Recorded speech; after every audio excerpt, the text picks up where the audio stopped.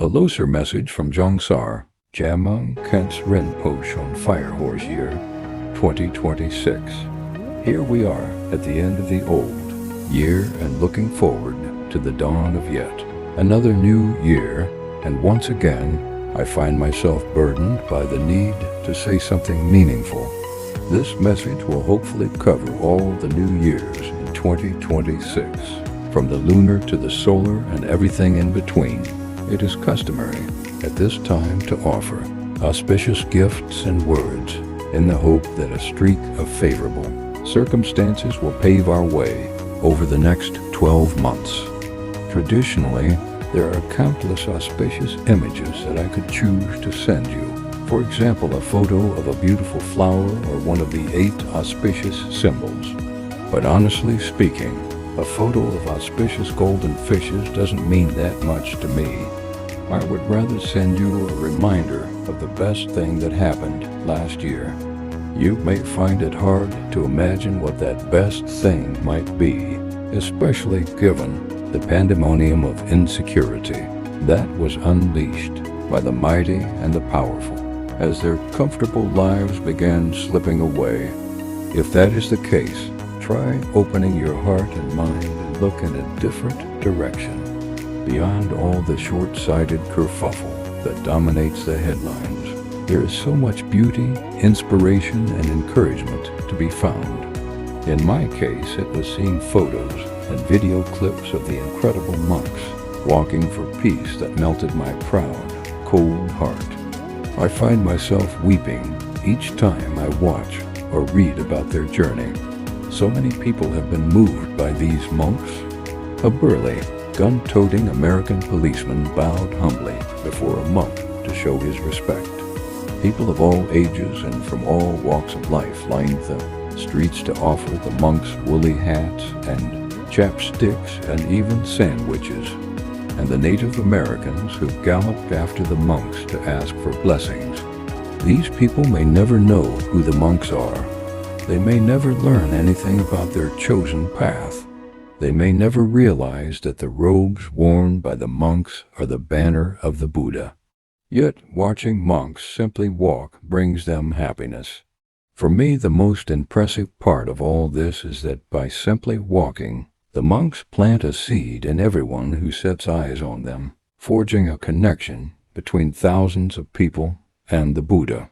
The monks have achieved more by walking through America for 2 months than Tibetan lamas have achieved by teaching in the West for years. I told my friends as much, and they think I am exaggerating. But am I? We pride ourselves on being objective, rational, and pragmatic, yet all our rational thinking crumbles when we glimpse a monk walking in the snow, and an inexplicable sense of profound peace floods our minds and hearts. It is this feeling of deep peace that so many of us lack. I am often asked, how can I live meaningfully? Meaning is not a feeling. Meaning is not so-called happiness or fulfillment. Happiness and fulfillment come and go. Meaning cannot be found in strident opposition or activism, which does little more than fetter personal freedom. Those who shout about freedom often become fodder for the mighty corporations. We find meaning in life by taking responsibility and dedicating ourselves to accomplishing something meaningful. The monks decided simply to walk for peace. This decision matters so much to them that everything else is mere detail. The meaning of life is therefore something that we construct for ourselves. The act of appeasement is worthy of celebration, not my version of peace, not your version of peace, just peace. I am glad that I am able to share this picture with you. If you momentarily feel what I feel, it's worth it. In the coming year, the year of the fire horse, many future friends will be conceived, and many others will be born. I pray that your generation will do a better job of caring for this world than we have. I pray that my young friends, those who have already been born into this world, will learn to be resilient. In this era of megalomania and obsession with selfies, I pray that once In a while, you will cultivate empathy by putting yourselves in other people's shoes. My older friends, people of my own age, have not always had the luxury of choosing our direction in life. When we have had a choice, by choosing one option we have automatically had to exclude the others, making it impossible for us to experience everything in life. I pray we are all mature enough to accept the pain of consciousness, which is not necessarily bad and often humbling. Those whose lives are too comfortable rarely experience the good fortune of being consciously aware and are almost never humble. Humility is a quality everyone needs right now. In other words, celebrate the life you have led until now and pray you will be able to make the most of what life you have left.